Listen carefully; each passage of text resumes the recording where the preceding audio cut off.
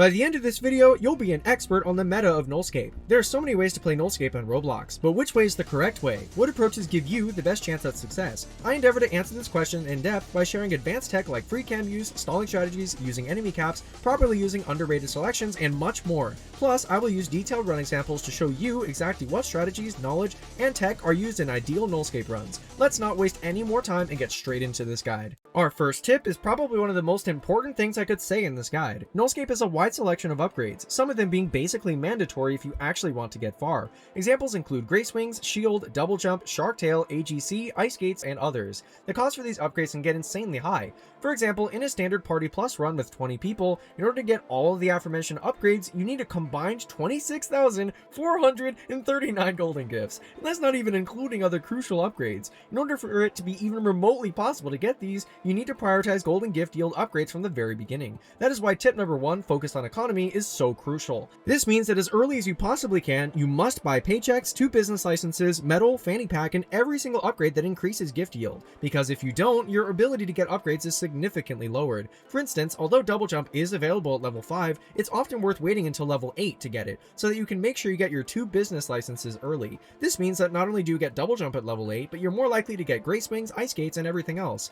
The longer you wait to get eco upgrades, the less useful they are, so never skip them. This advanced tech can be very helpful in your runs. Imagine this, you're in a duo run with your friend and you guys are getting far. It's level 18 and you guys are rushing to use Purgatory Altars since you're hoping to still get upgrades like Matrix Tetrahedron. Early into the round you die, meaning that your friend has to collect all their mini gifts alone. Why'd you have this skill issue, bruh? Now this obviously sucks because you can't help your friend collect any more of the gifts. However, that doesn't necessarily mean you are unable to help at all. Insert Freecam. By pressing Shift plus P while in game, you will enter Freecam, which will allow you to disconnect away from your body and observe the game. Now this is amazingly useful and genuinely has so many uses in game. In the examples we just gave, you may have died, but you can enter Freecam to help your friend out in all the following ways. Number 1, calling cadence instruments and stages. Number 2, locating prot, purgatory, or echo altars depending on your needs. Number 3, locating enemies. And number 4, finding the last gifts. There are a lot more uses as well. Freecam is also very useful in later game, for instance helping people locate pylons and also checking your map upon reaching the celestial fight. The keybinds for Freecam are all in the wiki. Try implementing Freecam into your strategy, it will help you greatly. Let's start getting into those in-depth examples on how to set up the ideal run. Your run is directly impacted by the enemies you choose. Some of them are nearly free, while others completely change the feel of the run with no going back. As such, you need to carefully choose and plan out what you select so that you don't accidentally cook your run early. We'll be covering ideal enemy choices in this tip, with in-depth upgrade and curse layouts in the following tips. Whether you're going for badges, celestial, or just longevity, it's crucial to choose enemies that are a balance of not too much risk gameplay-wise, while also not risking harmful additions to the curse pools. With all those risks in mind, it's crucial to choose easier enemies first, and not being afraid to stack them up based on your preferences. In my Voidbound Scarf guide, which I recommend checking out for more in-depth enemy explanations, I reference an ideal run layout for getting that badge, the same layouts of which can be used for regular runs, although I'd slightly modify it. On screen is an example of this modified order, so you can use it to delay harmful curses as much as possible. Easier enemies such as Springer and ICBM should be chosen first, and Bell should be relatively early, but ideally not until after the first curse selection, so that you can make room for good curses. Just be mindful of how many ICBMs you're selecting, for example, to not make later curses like bigger blasts or hollow tiles as bad. Since you inevitably need to choose difficult enemies, choosing them in times where they don't risk the run is crucial as well. For instance, Flesh and Operator after the first greater curse selection, and Voidbreaker after the second. Although something I'd add is that Destroyer, Husk's greater curse, was removed from the game because it is being reworked. This means that aside from the regular Husk curses, choosing Husk isn't as much of a risk anymore. Either way, keep all this in mind and find an order of enemies that is both comfortable for you and safe for the lobby. Well, the best way, arguably, to learn how to be a good Nullscape player is to subscribe to this channel. Trust, I upload high quality, high value Nullscape guides, discussion videos, and stories several times a month. I also been funny, sometimes, so maybe you'll laugh along the way too. I'd love to have you be part of my community and its amazing contributors. Anyone who subscribes from this video or likes this video has a 24.18% increased chance of rolling no trip mines and hitting the jackpot. Join the many happy customers. Now, let's cover arguably the most crucial part of ideal Nullscape runs, upgrades. Without good upgrades, getting through to endgame is virtually impossible. This is why no upgrade challenges are so insane. By the way, I'll likely be doing that one day, so pray for me. We've already briefly discussed what upgrades are most important in tip number 1. With that in mind, this tip is going to be focused on presenting the ideal upgrade selection order that I would recommend, and pointers for getting there. On screen, here's an outline of every shop leading up to level 30 and the upgrade order that I would recommend, with the upgrades on the left being the first ones to select.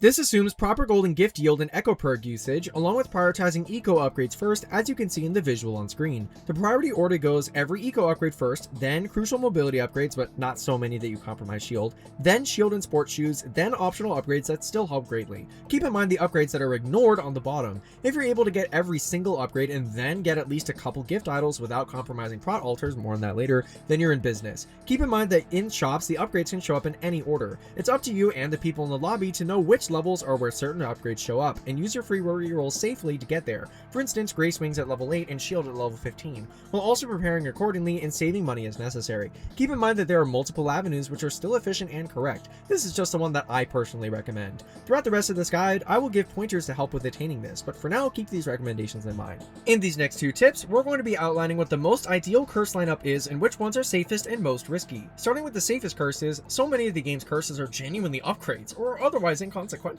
On screen are examples of many of the game's curses and how easy they truly are. Feel free to pause and read the descriptions as to why they are easy or otherwise doable. This includes lower gravity, random spawn, high roller and tweak gods, burning bouquet, minefield, barrel trauma, accurate telefragger, blighted jump pads, lost embers, blade carousel, further husk, camouflage, inverse destruction, razor bloom, and run. Long list, right? These are only some examples, and also please note that of course these curses can be harmful in many ways. I'm not trying to argue that they're free. But in my experience and the experiences of many, they usually do nothing and are ideal to choose, especially if you have metal curses. Even with some of the more controversial ones on this list, like camouflage, blade carousel, and lost embers, they all have counters and ways that you can adapt and barely change the feel of gameplay. Now that we know which curses are very doable, what about the harder ones? Here are the riskiest curses that should always be avoided or counteracted in some way. Again, feel free to pause. We have fragile gifts, beacon mirage, spring loaded, bloodier meat, deadly melody, mart infection, mighty gong, bigger marts, double bigger blasts, both voidbreaker greater curses, one less choice, trap card, hollow tiles, mass infection, oblivion, and others. Again, this does not include every risky curse, but these are all good examples. As you look through this list, I want to reiterate that a lot of these are opinionated, and whether you consider these a risk or not is partially dependent on your preferences. Even still, the much higher risks of the curses on screen should not be underestimated. Now that we have an idea of what curses are easiest and which ones need to be avoided, let's get into an in-depth example of my recommended pathing for curse selections, assuming best possible luck and reroll accessibility shown on screen now. Keep in mind that there are many possible ways to safely choose curses, and this is only one example, but notice how the objective upgrade curses are prioritized early, with certain curses saved for metal curses, while others are avoided entirely, shown at the bottom. It's crucial to try out all the curses, have an idea of which ones are best for you in your lobby, and choose accordingly. As we will discuss later, ideally save rerolls as long as possible, and make sure metal curses are prioritized when it is safe to do so. Hope this example helps. I wanted to cover some crucial selections in this tip, selections such as curses and upgrades that are usually either undervalued or immediately skipped, even though they genuinely have practical value. Let's get into them. Number 1, radar module altars isn't always chosen, and many people will initially look at this upgrade and be like, why would I ever want that? Ew. That's definitely what I did. But this upgrade is unbelievably useful later down the line. Radar module altars will show colored arrows corresponding to the altars in the game. For instance, purple is echo altars. It will also directly highlight altars through objects. Usually this can be annoying, but it is absolutely necessary in the case of altar protection. When someone pings or uses an altar protection, a blue arrow will spawn. This is literally your saving grace if you're trying to get the void shield from drowned Ægis, more on that later, and are so focused on enemy avoidance or are so far away that you can't find the altar without it. Number 2, closer husk. Most people absolutely hate this curse, and honestly, for good reason. Having husk on your cheeks 24/7 is not exactly a low cortisol experience. That being said, closer husk can be a godsend though in many cases. For instance, many people forget about husk entirely, including me, and having husk be closer to you means he's almost always in view, helping you never forget to stop moving. Also, if you're playing as a spirit and are trying to fling to evade enemies, reach pylons, go across the map, or anything else, having farther husks or even regular husks can make it more likely that you collide with husks throughout the process. Closer husk reduces this risk, giving you more of a reference as to where to not fling so you don't get cooked by husk. Number 3, Savior Ring is an upgrade that ever since patch 5, many people have seen as too risky due to the enemy spawn on collapse, and I was one of them. However, I wanted to advocate for this curse here, especially in the case of extreme runs. Eco is such a pressing issue in extreme that you need every eco boost you can get, and honestly, Savior Ring almost always ends up being a net positive in runs like these, regardless of the enemies on collapse. Skipping this curse and its 15% increased yield could easily be the reason many upgrades are missed in extreme. Now, this is one of the most arguably unbalanced and in some ways most unfair parts of the game. As mentioned previously, prioritizing economy early is what you're basically forced to do in order to ensure top upgrades to make it far. An unfortunate part of that is that a crucial part of making that happen is altars a chance, a luck-based thing. Something that must be said about Nullscape is that there's such a heavy reliance on getting those lucky 0.50 and 0.75% increased gift yield from altars of chance. With good luck, you're locking in a good run. With bad luck, you're essentially forced to hypergreed by double purging and being risky just to pick up the slack. Although this is an unfortunate part of the game, it must be acknowledged as it is unfortunately the meta to use these altars even if you prefer being safe. So don't be quick to skip them early game as you need that increased yield. That being said, it's also important to know when altar chances are worth using. In early game where you're setting the foundation for the rest of the run, you must use them, but if you're in endgame and struggling, that's where it's not as clear cut. For instance, if you're in extreme and already have mark curses, they should be completely avoided so that you don't get a run-ending mark apocalypse. And if you're beginning to use prot altars for pylons, more on this later as well, since getting that extra shield before pylons is often critical to getting celestial by level 40, using them is too risky due to the payment downside. This is even more the case with High Roller. Tweaked odds does make this slightly less risky, but the random enemies and other downsides still make it too problematic to use when you need to lock in instead. Make sure to use altar and chance intentionally and at the right times based on what we just discussed. Let's cover something crucial for ideal endgame celestial runs. By far one of the most exciting and enticing parts of the game right now is the celestial. The main barrier to reaching her though are the pylons that spawn before her fight. Pylons start spawning at level 35 and you have until level 50 to get all the pylons that spawn and collapse 5 times. Now here's some pylon strategies to help you get to celestial at level 40 every time. Just like those high-rise strategies we discussed in previous videos, it's best and most ideal to get the pylons when they are easiest to do so. Pylons are easiest when none of them have been activated yet, as the more you activate, the more reality breaks spawn. There's a lot I could say about this. You should ideally be trying to get the pylons that are hardest to reach first. For instance, if the last gift is about to be collected and you're choosing where to start once pylons spawn, don't go where everyone else is, which is typically the middle. Use your surroundings to position yourself at the farthest edges of the map, on top of high rises to scope out the hardest one so that you knock out the difficult ones early. Trust me, doing this will decrease the chances of losing at 9 out of 10 pylons left so much, because it's often these harder, farther, out of reach pylons that end up being the kryptonite of the lobby. The other strategy here is using the Pylon Stalling strategy, which I'm pretty sure came from the legendary Deed 1, might be wrong though, which is getting each pylon close to activation but not quite there so that they can all be activated in quick succession to avoid the increased reality breaks. I've used this strategy myself and it helps a lot if you have the people and experience for it. The last thing is to use all of your airtime to your advantage to get up there. Shark Tail, Sea Mines, Jump Pads, even Bell if you're desperate. Literally anything. Do what you gotta do to reach Celestial fast and safely.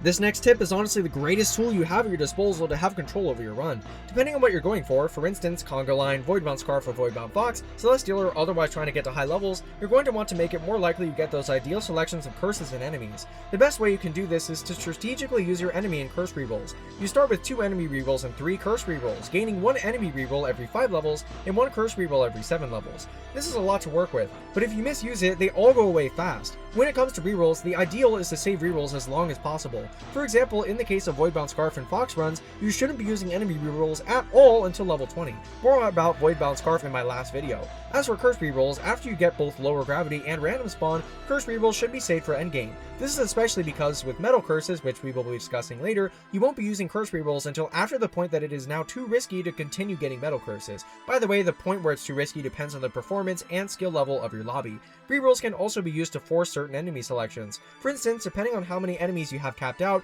endgame enemies like Sigil, Scrapmaw, and Voidbound Guardian are basically guaranteed to show up about after 2 to 3 rerolls on level 20. If you wait to get enough enemies at their max caps, you can increase the value of your rerolls.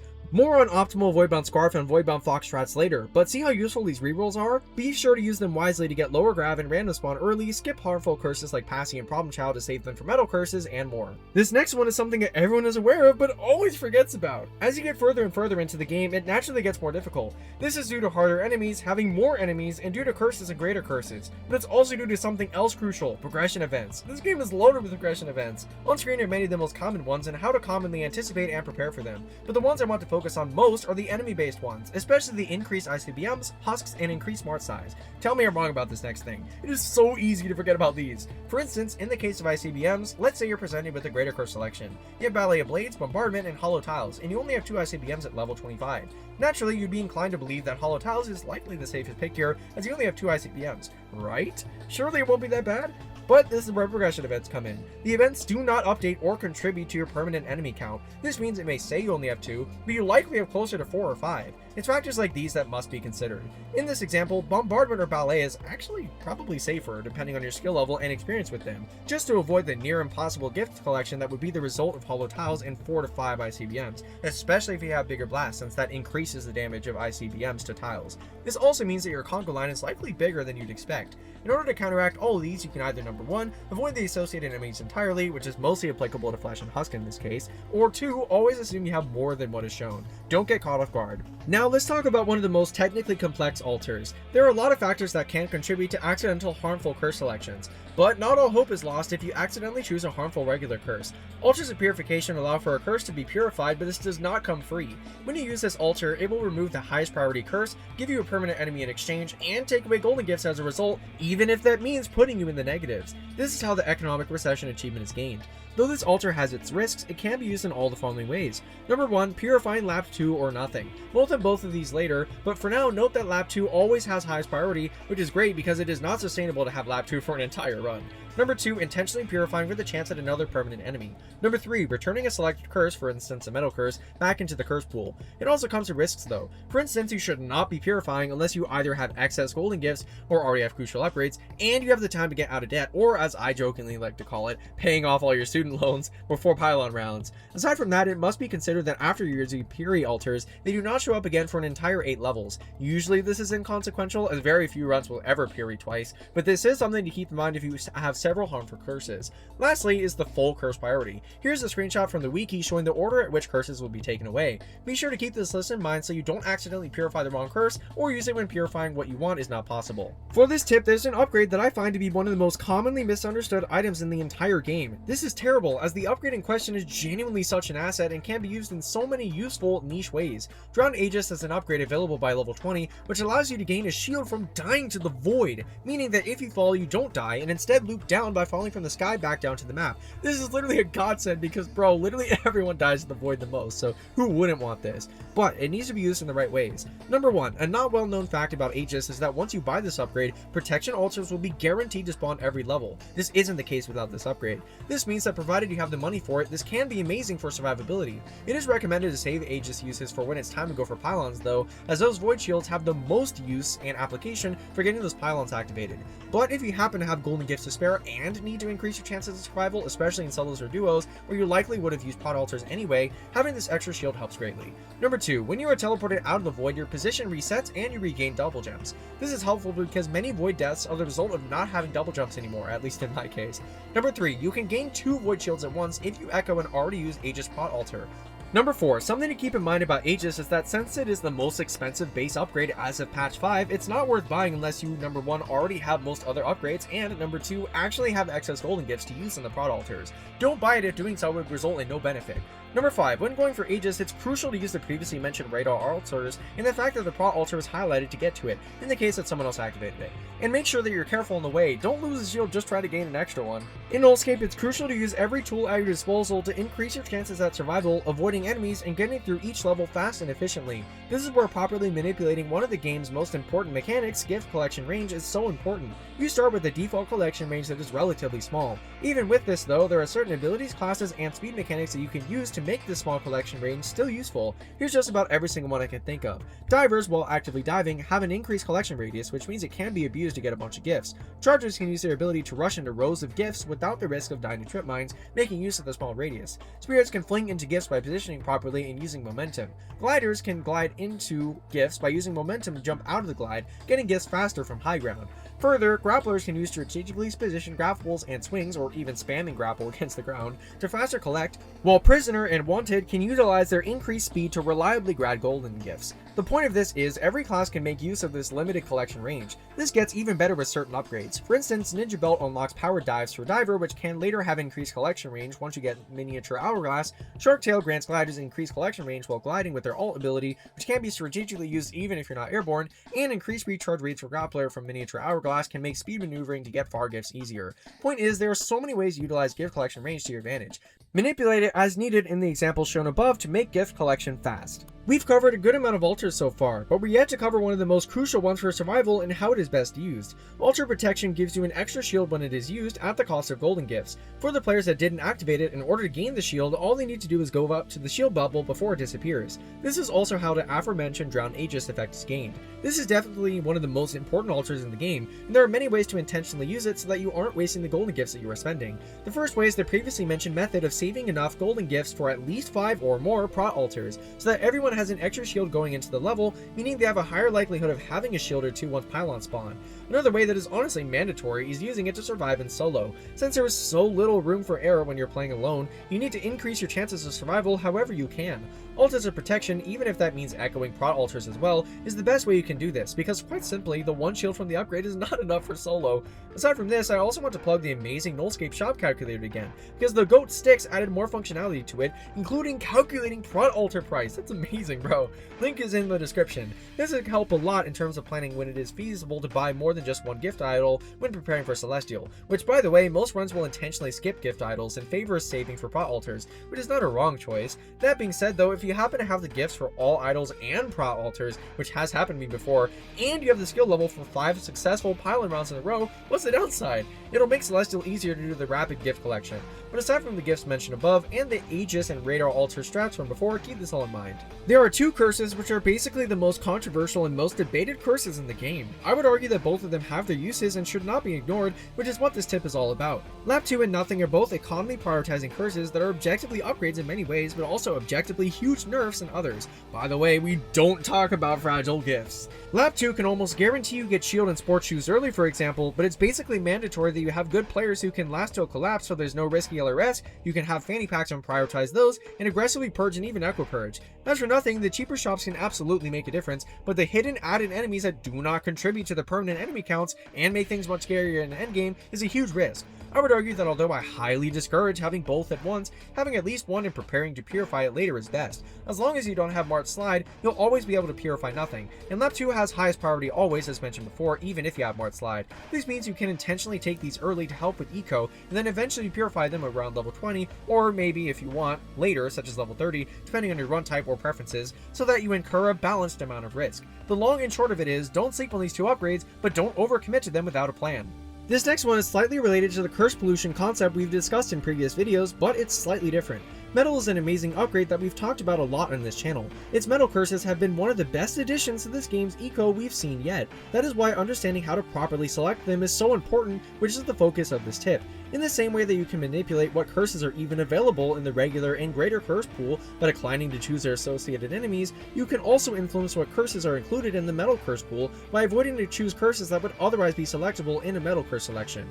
For although we've discussed metal curses before, the main thing I want you to take away from this tip is that selecting curses that would otherwise be selectable in a metal curse selection is directly harming your economy. For instance, let's say you are presented with Problem Child, Scorched Earth, and Scattered Gifts on a non-metal curse selection. You might prefer Pacifier or Problem Child over Scattered Gifts, for instance, as Scattered Gifts can inadvertently buff trip mines and slow gift collection. However, choosing the other 2 is the wrong choice. Since Scattered Gifts is not a metal curse, choosing it or re-rolling is better, because Passing and Problem are 2 of the easiest, most common metal curses which give a relatively large amount of golden gifts. Think about it. By waiting until the metal curse, you're getting free golden gifts that you would not have gotten otherwise, since you would have eventually chosen Problem or Passy eventually anyway. Keep this concept in mind. Here's a mechanic that not a lot of people discuss that can absolutely be used to your advantage. Sometimes speed is the very thing you need. Whether you want to stop babysitting a bunch of babies, or desperately trying to avoid an enraged cadence, or rushing towards a pylon, or literally anything else, using speed to your advantage is crucial. Here's a crazy way to do it: utilizing momentum. There are many ways to create momentum in this game. For instance, grappling, charging, gliding, spirit flinging, or power diving forward,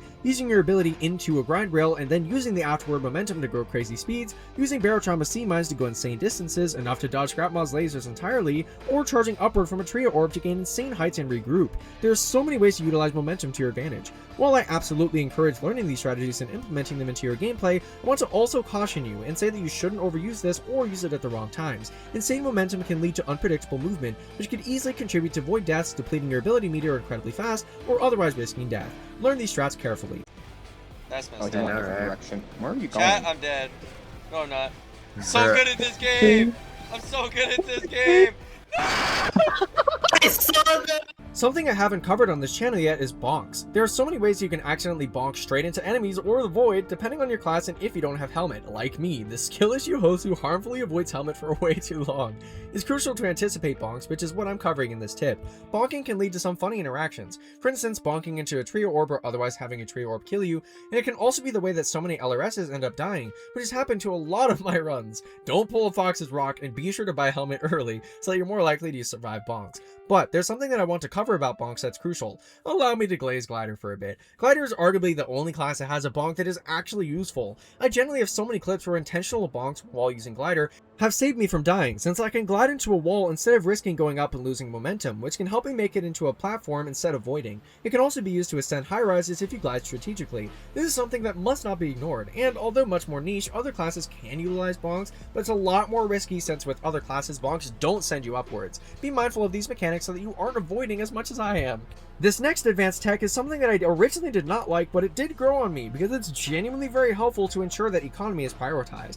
I'm sure I don't have to explain to you guys the insanely annoying situation where people go full monkey brain and collect so many gifts before purgatory can be reached that the 50% threshold is passed and it's no longer possible to greed.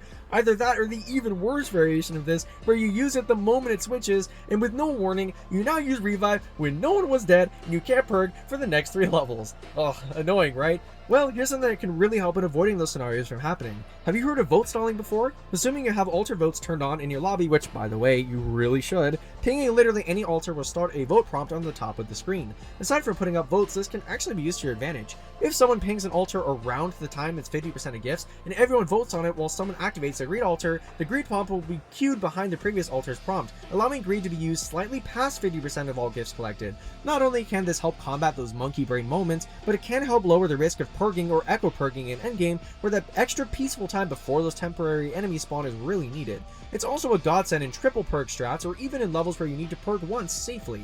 If you choose to use this strat, I highly recommend only doing it when everyone is aware of what's being done. For instance, if you're in a VC run with friends. I also do want to acknowledge that there is a vote kick variant of this, but I highly do not recommend it, and it only encourages vote kicks and can be confusing and lead to accidental kicks. As for the altar stalling strategy version of this though, I highly recommend it. Try it out, it's certain to help you too.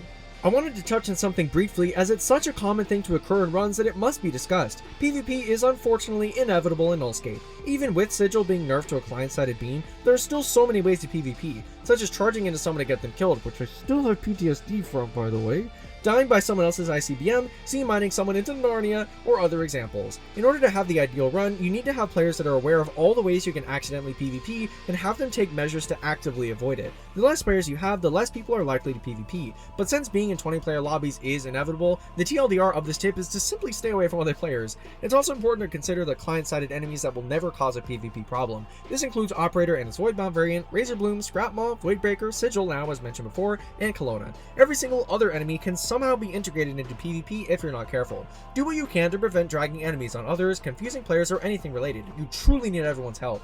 Now this next tip might sound backwards to some of you, but I'm certain that many experienced players will resonate with me on this one. Now, Voidbound Guardian is one of the last enemies you'll encounter. Only findable by level 20, this bane of my Voidbound Scarf runs is probably one of the most intimidating endgame enemies ever when you're first running out. Many players, including myself, start out thinking this guy is the hardest enemy ever. I'm inclined to believe that that's what the Nullscape devs want us to think. Let's compare Voidbound Guardian to the regular Guardian. VBG's bullets spawn insanely large beams which deal damage when touched, like a mini celestial attack. Guardian? Its attack is a lot simpler. Bro just attempts to predict your movement and shoot accordingly. That's it. No visual beams that are crazy. Now comparing the two like this, you'd be more likely to think that Voidbound Guardian is harder, right? Wrong! Honestly, Guardian is much harder and more annoying. Hear me out. Number 1, although Voidbound Guardian is a scary enemy, choosing Voidbound Guardian does not risk any additional curses, since by the point you select VBG, you'd have Guardian already. Number 2, because Guardian shots are not telegraphed like Voidbound Guardian and they are smaller, it's much easier to get caught off guard by them. Number 3, by the time you reach the point where VBG is selectable, you should already have the mobility to get away from him. But for Guardian, you're often not ready at all, and this is intensified since you always have to be scared of altars of passage when Guardians are present, since they enrage because of this. In endgame, you won't be passaging much, and even if you did, you have the aforementioned speed by then. This is what I mean. Guardian is arguably harder. Many people seem to echo the sentiment. If this is news to you, definitely consider it and never underestimate the regular Guardian. Honestly, after putting Voidbound Guardian as harder than Guardian in my tier list video and since then regretting it, I had to set the record straight with this tip, dude. Next, let's discuss lobby types. When you're creating a lobby, your settings choices matter so much more than you might expect. The ones that matter the most for the purposes of this tip are host picks, altar votes, and only host altars. Let's touch on each and outline their importance. When it comes to your lobbies, unless you happen to be in a VC with everyone or happen to be within the same age range as every single player, which is insanely unlikely, coordinating and discussing with everyone is near impossible. That's why mistakes, accidental altar selections, and more are bound to happen. The three aforementioned settings are so helpful in counteracting. For altar votes, it must be on, because without it, any member can use any altar without question or vote. This can lead to insanely risky altars of chance or even wasted revive perk altars. As for the host options, although runs can still be fine without host choices and should be used if you're not feeling as confident in your knowledge to host, having choices locked behind hosts usually leads to better runs. It means shops are more likely to prioritize crucial upgrades like shield, sport shoes, or ninja belt without wasting gifts on not necessary upgrades and using rerolls better. It's best to leave the host responsibility to the most knowledgeable player, or just having someone host and communicate with those you can so that they can help you make informed choices. Honestly, even with every tip we've discussed kept in mind, it's very unlikely to expect a run that does not have host choices to be an ideal run. Ideally, you want the highest success chances possible. Use these to your advantage and practice being a host so that you can help more people get through runs. Something that we've referenced throughout this guide is enemy caps. Enemy caps are both harmful and helpful. High caps, especially in the case of extreme mode, can make it insanely chaotic with way too many enemies, whereas lower caps, like the ones in standard, can help make it possible to get enemies out of the enemy pool, which can help with getting Voidbound Scarf, helping to make rerolls more useful. Enemy caps are something that should not be ignored. All enemies have a unique cap. Some enemies are maxed out at only a few. For instance, Operator, Scrapmaw, and Cadence are maxed out at 1, whereas Kelowna and Sigil are maxed out at 2. Other more common enemies like ICBM and Springer can have caps as high as 8 in extreme mode. This can be manipulated in many ways. Number 1, you can use caps to force enemies to show up, as mentioned before. Number 2, you can also intentionally avoid enemies with caps so that they're more likely to take up Purgatory enemies. For instance, if you avoid choosing Operator immediately, Purgatory will have a chance of choosing Operator instead of a harmful enemy like Voidbound Baby, which can help make Purgatory altars safer. It can also help you avoid malfunction if you don't enjoy that curse. Number 3, temporary enemies usually aren't limited by caps, aside from enemies like Kelowna or Operator for instance. This means that if you're lucky, you could end up with the Purgatory spawning multiple easy enemies such as 3 or 4 bells instead of more Telefighters or Fleshes, but it's entirely RNG. Either way, be mindful of caps and prepare for enemies accordingly. For this last tip, it's really quite simple. Just dodge, don't die, and don't skill issue. It's truly that simple. Tip over. Just kidding. Having fun is the real tip. This might sound like a weird tip, but I mean it. This game can generally be so hilarious. Honestly, any run is ideal as long as you're having fun. You don't always have to play perfectly. You don't need to be a level 250 god, and you especially don't need to be the best player in the world. As long as you're enjoying the game, that's all that matters. Obviously, work at getting better at the game, which is why I've made this guide, but I just wanted to remind you guys to focus on the enjoyable part of this game. Play with friends, join enemies and streams hosted by creators like myself and others. Be involved with anniversary and 50-player events. Anything to make this game more fun than it already is. Enjoy, and I certainly hope my videos can help you do that. And with that, you've made it to the end of the video. I hope I've helped you gain some valuable insight on the meta of Nullscape and helped you learn some things. Thank you so much for watching till the end. I wanted to extend a massive thank you to all of my community Discord servers Nitro Boosters, all of which who are on screen now. Thank you so much for making my weekly Nullscape events, the conversations, and the amazing stuff in the Discord server possible. I will be crediting current Nitro Boosters in my future videos going forward always. Join my community Discord in the description by the way if you'd like, and subscribe to join the fun. Other than that, thank you so much for being here. Small tangent, but I hope you're doing mentally okay this month, and if you're not, I really pray this video has helped distract you. Either way, stay strong y'all, live well, and have a great rest of your day or night.